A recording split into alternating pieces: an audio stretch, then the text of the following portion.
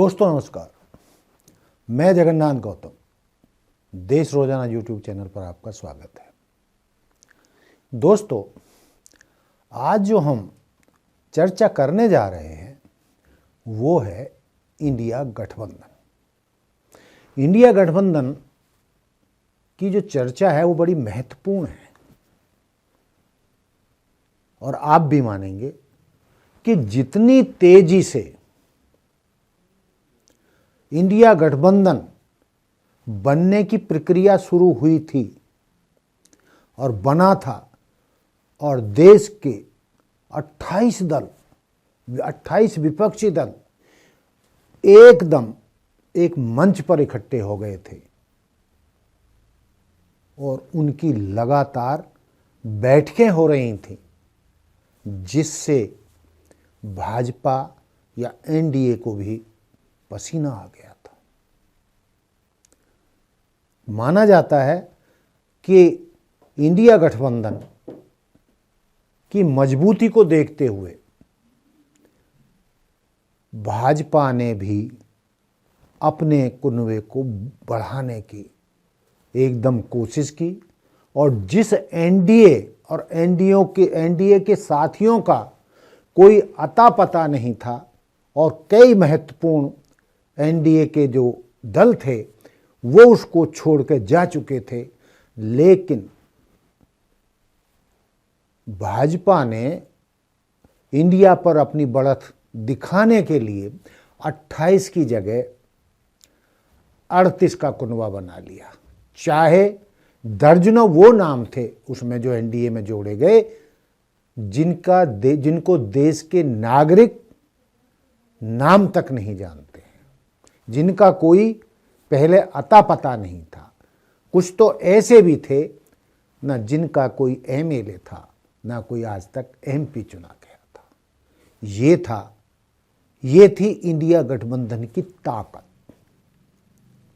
और उसी दिन से, जिस दिन से इंडिया गठबंधन बना और वो प्रक्रिया शुरू हुई, भाजपा को पसीने आए और भाजपा ने या यूं कह सकते हैं कि भाजपा हाई कमान ने उसी दिन से इंडिया गठबंधन की नींव खोदनी शुरू कर दी।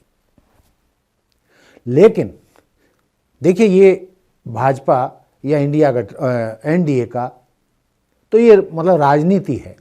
वो अपने विपक्ष में जो भी संगठन मजबूत होगा उसको कमज़ोर करना, उसकी नींव हिलाना तो एक तरीके से उसकी ड्यूटी बनती है, स्वाभाविक ड्यूटी बनती है राजनीतिक रूप से। लेकिन जो इंडिया इतनी तेजी से बना था, वो जो इमारत खड़ी हुई थी, 28 दल जुटे थे, लेकिन जितनी तेजी से बना उतनी ही तेजी से बिखर भी गया। आज ये नहीं पता चल रहा है ढूंढे से भी कि इंडिया गठबंधन है कहाँ, उसमें कौन कौन है और उसका अब स्वरूप क्या है। क्या चुनाव घोषणा होने तक कोई इंडिया गठबंधन में बचेगा भी या नहीं। और ये बात हम इसलिए कह रहे हैं कि इसमें किसी एनडीए या भाजपा हाईकमान को भी पूर्णतः दोषी नहीं ठहराया जा सकता, क्योंकि ये तो उसका काम है अपने विपक्षियों को या विपक्षी दलों को कमज़ोर करना। लेकिन इस पर जो है नज़र डालना ज़रूरी है कि आखिर इंडिया गठबंधन की नींव कमज़ोर कहाँ से शुरू हुई और उसको मजबूती मिलने से पहले ही उसकी जो इमारत बनी थी एक एक ईंट दरक कर क्यों गिरने लगी। तो दोस्तों, इस पर आइए विचार करते हैं। और जहाँ तक हमारा मामला है, हम इस नतीजे पर पहुंचे हैं कि पहली गलती कांग्रेस से हुई। कोई माने या ना माने, जब उस प्रक्रिया से गुजर रहा था, लगातार बैठकें हो रही थी इंडिया गठबंधन की। उसी दौरान जो 5 राज्यों के चुनाव आए तो कांग्रेस ने एकदम जो इंडिया गठबंधन के साथी थे या उसमें दल जुड़े थे, उनको 5 राज्यों में एक भी सीट देने से इनकार कर दिया।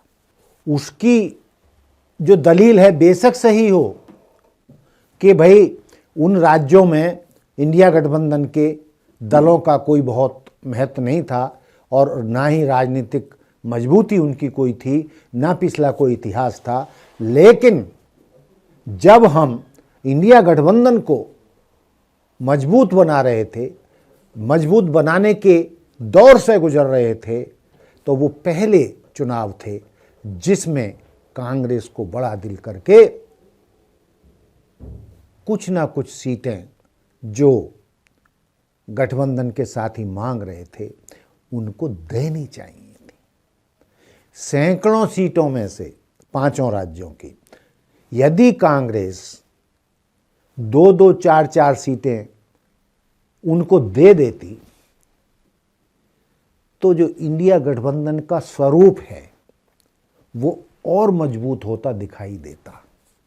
और निश्चित तौर से मैं ये मानता हूं कि यदि विपक्षी दलों को कांग्रेस ने वहां सीटें दी होती तो कांग्रेस की उन 3 बड़े राज्यों में, हिंदी प्रदेशों में, छत्तीसगढ़, मध्य प्रदेश, राजस्थान में इतनी बुरी तरीके से हार नहीं होती। तो ये थी इंडिया गठबंधन के पतन की पहली कारण।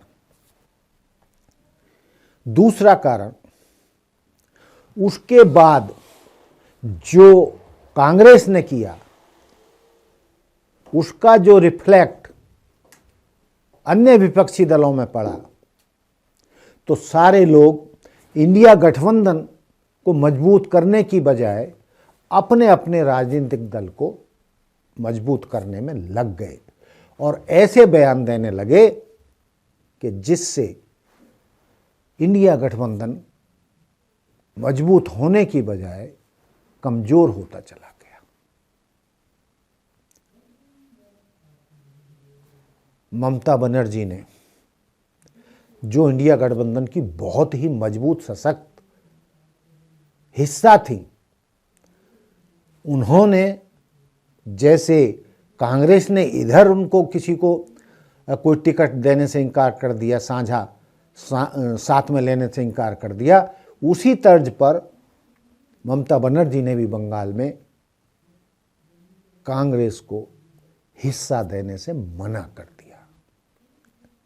और उनके तो कई बयान तो ऐसे आए जो इंडिया के लिए घातक साबित हुए। उनका जो वो बयान था कि पिछली बार तो कांग्रेस ने अपने दम पर 54 सीटें जीती थी, इस बार कांग्रेस 40 भी नहीं जीत सकती। तो ये जो बयान ममता बनर्जी का आया था, हम मानते हैं कि वो गैर जिम्मेदाराना था और वो इंडिया गठबंधन में दरार डालने वाला, कमजोर करने वाला था। ममता बनर्जी के उसी बयान के बाद कोई भी इंडिया गठबंधन की मीटिंग नहीं हुई।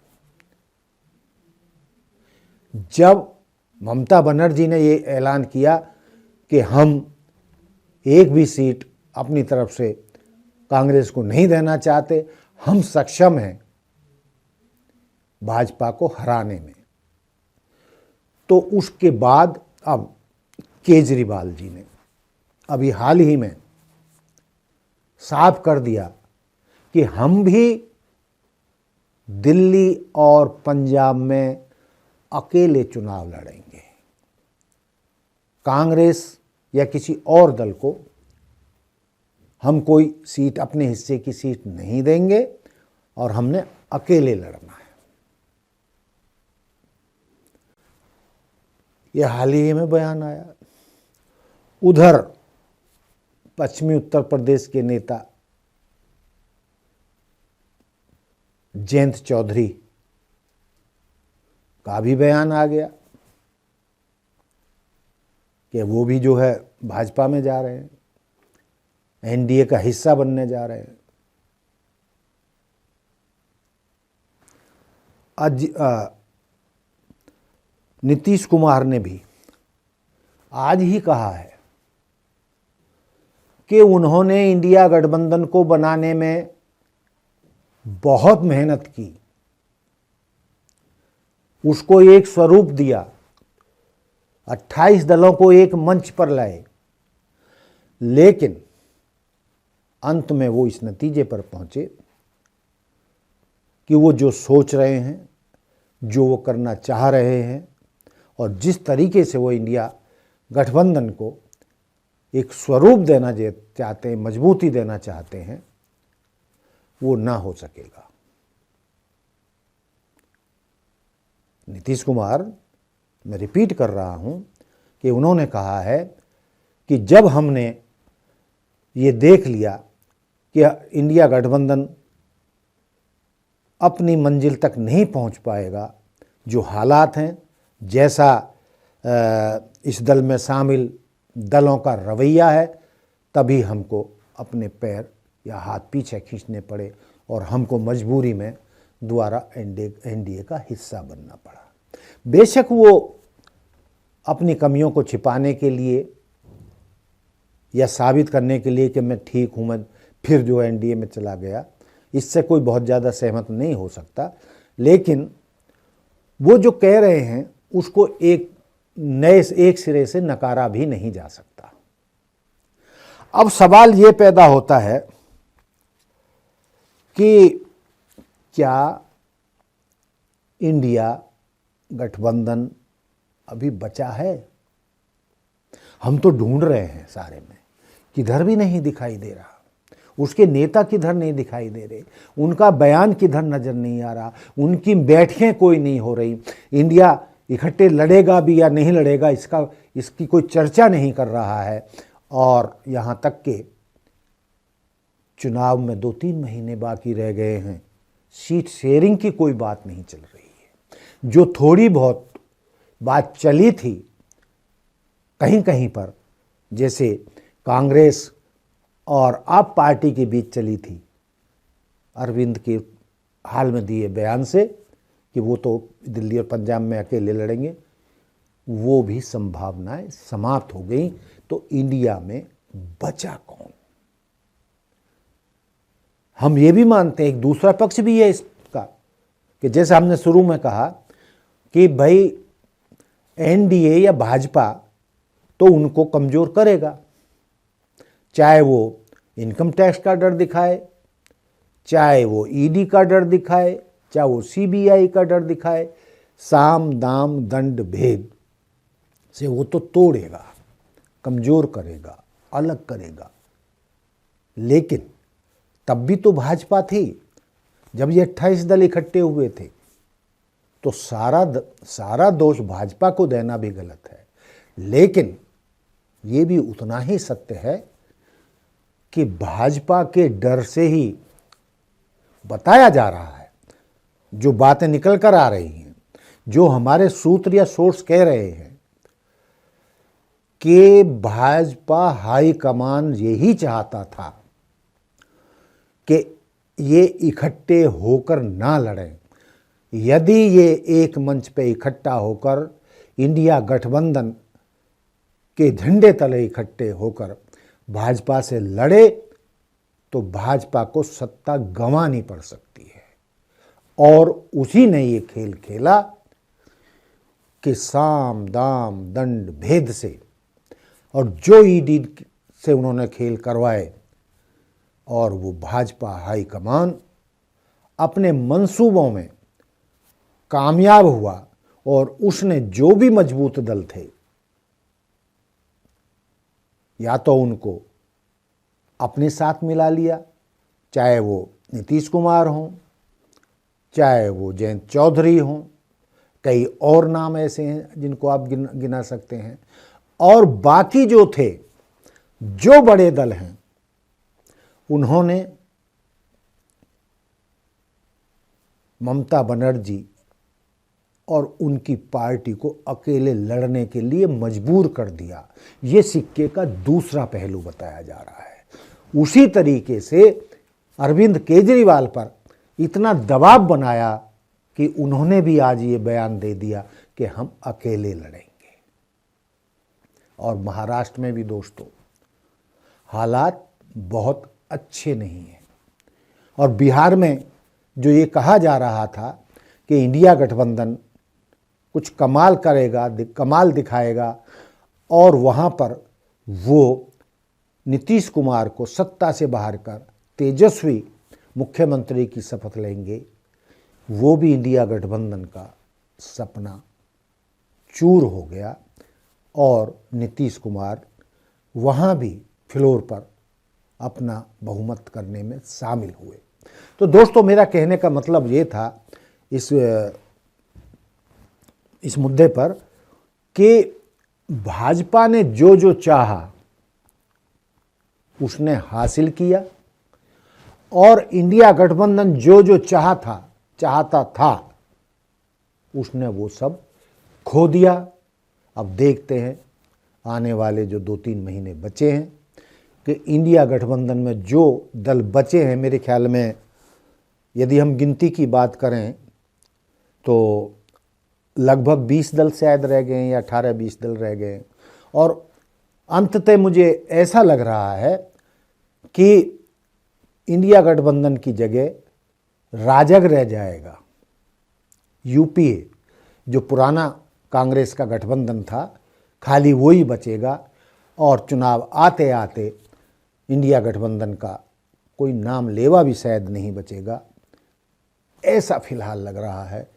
लेकिन इसमें एक बात और है, जैसा कि इनेलो के सर्वे सर्वा मुखिया अभय चौटाला ने पिछले दिन कहा है कि यदि विपक्षी दल एक ना हुए, यदि विपक्षी दल एक मंच पर इकट्ठे होकर चुनाव नहीं लड़े तो भाजपा एक एक को खा जाएगी, एक एक दल को समाप्त कर देगी, कोई नाम लेवा भी विपक्ष का नहीं बचेगा, अकेली पार्टी भाजपा रहेगी और अकेली पार्टी भाजपा का ही फिर वर्षों राज चलेगा। तो अभय चौटाला की इस बात में भी बहुत दम दिखाई देता है। लेकिन अभय चौटाला ने जो आईना दिखाया है विपक्ष को, यदि विपक्ष उसको नहीं समझा और आने वाले 2-3 महीनों में इंडिया गठबंधन को नए सिरे से मजबूत करने की प्रयास नहीं किए गए तो दोस्तों मुझे ऐसा लगता है कि जो अभय चौटाला ने बयान दिया है कि विपक्ष भी खोजे से ना मिलेगा और सबको भाजपा हाईकमान नेस्त नाबूद कर देगा और अकेला राज सिर्फ एक पार्टी का चलेगा। तो दोस्तों ये था हमारा आज का मुद्दा, इंडिया गठबंधन का क्या हुआ, क्या बचा है, कितना बचा है, चुनाव तक रहेगा या नहीं रहेगा, या कोई इसका नाम लेवा भी है या नहीं है। जब महीनों से बैठकें ही नहीं हुई हैं, कोई चर्चा ही नहीं है, सीट शेयरिंग की बात ही नहीं चल रही है, तो मेरी तो समझ में ये नहीं आ रहा है क्या सिर्फ इंडिया गठबंधन का नाम ही बचा है और उसका अस्तित्व खत्म हो गया है। तो दोस्तों देखते रहिए देश रोजाना, मिलते हैं फिर कल किसी नए एपिसोड में नए मुद्दे के साथ। जय हिंद, जय भारत, जय संविधान, नमस्कार। हमारे साथ जुड़े रहने के लिए देखते रहिए देश रोजाना का YouTube चैनल, सब्सक्राइब कीजिए। साथ ही देश रोजाना की खबरें सबसे पहले देखने के लिए प्रेस कीजिए बेल आइकन।